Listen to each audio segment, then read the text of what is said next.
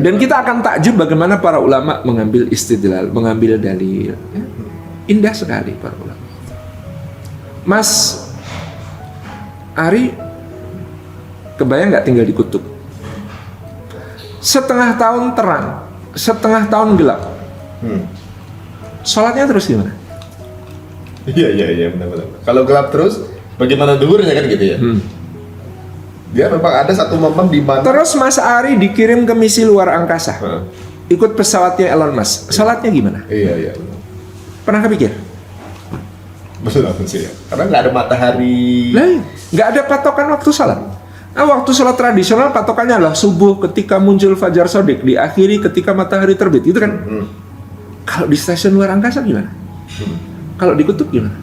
Nggak masuk kan? Tapi ulama di abad kedua Hijriyah sudah bisa jawab. Gimana, Sir? Nazarnya? Ada hadis. Hadisnya hadis tentang apa coba? Apa tuh? Hadis tentang Dajjal.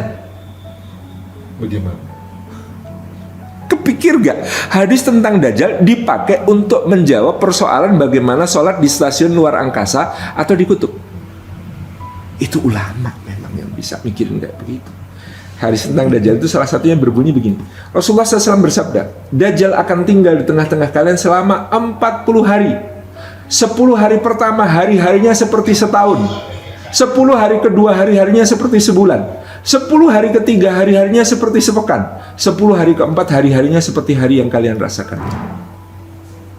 Jadi 40 harinya Dajjal ini, ketika dia datang pertama, 10 hari pertama itu, setiap hari rasanya seperti setahun. 10 hari kedua, setiap hari rasanya seperti sebulan. 10 hari ketiga, setiap hari rasanya seperti sepekan.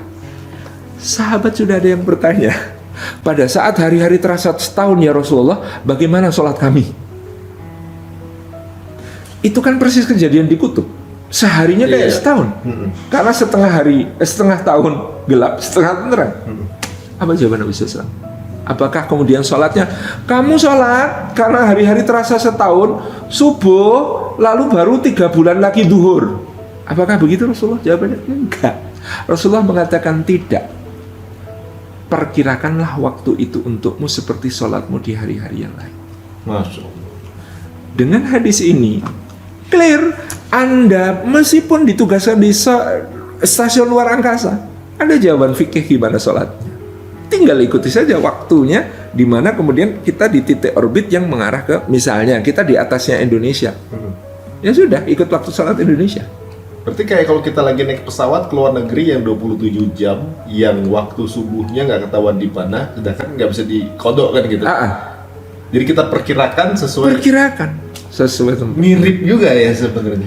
Coba bayangkan, itulah ulama, kerja-kerja besar para ulama. Makanya kembali kepada Quran dan hadis, kembali kepada Quran dan sunnah itu bukan berarti kembali dengan membaca terjemahan depak dan terjemahan hadis-hadis, bukan.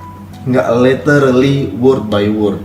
Tetapi bagaimana kemudian kita menyimak penjelasan para ulama tentang Quran dan hadis.